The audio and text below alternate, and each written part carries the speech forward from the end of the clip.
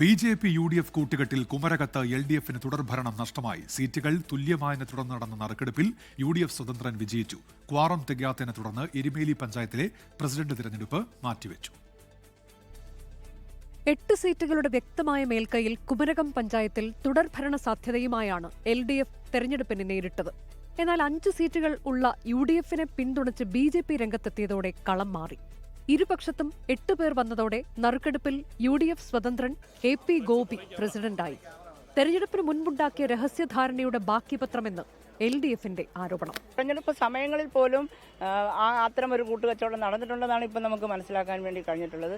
എന്തായാലും ഒരു തെരഞ്ഞെടുപ്പിൽ ഇത്തരമൊരു പരസ്യമായിട്ട് ഇത്തരമൊരു രംഗത്തേക്ക് വരും എന്ന് കുമരകത്തെ ജനങ്ങളാകും കരുതിയിട്ടുണ്ടാവില്ല. ഭരണങ്ങാനം പഞ്ചായത്തിൽ നറുക്കെടുപ്പിലൂടെ LDF ഭരണം പിടിച്ചപ്പോൾ ഭരണകാലത്തും കറുകച്ചാലിലും നറുക്കെടുപ്പ് UDFനെ തുണച്ചു. 14 സീറ്റുകളുടെ ഒറ്റയ്ക്ക് ഭരിക്കാനുള്ള ഭൂരിപക്ഷം UDFന് എരുമേലിയിൽ ഉണ്ടായിരുന്നു. എങ്കിലും പ്രസിഡന്റ് സ്ഥാനം സംവരണം ചെയ്തിരുന്ന പട്ടിക വിഭാഗത്തിൽ നിന്നുള്ള സ്ഥാനാർത്ഥി ജയിക്കാതെ വന്നതോടെ തെരഞ്ഞെടുപ്പിൽ നിന്ന് കോൺഗ്രസ് വിട്ടുനിന്നു. ക്വാറം തികയാതെ വന്നതോടെ തെരഞ്ഞെടുപ്പ് 29-ാം തീയതിയിലേക്ക് മാറ്റി. ജില്ലയിലെ തദ്ദേശ സ്ഥാപന അധ്യക്ഷ പദവികളിൽ UDF വ്യക്തമായ മേൽക്കൈ നേടിയപ്പോൾ പൂഞ്ഞാർ, തെക്കേക്കര, ഐമനം, കിടങ്ങൂർ പഞ്ചായത്തുകളിൽ BJP അധികാരത്തിലെത്തി. 24 കോട്ടയം.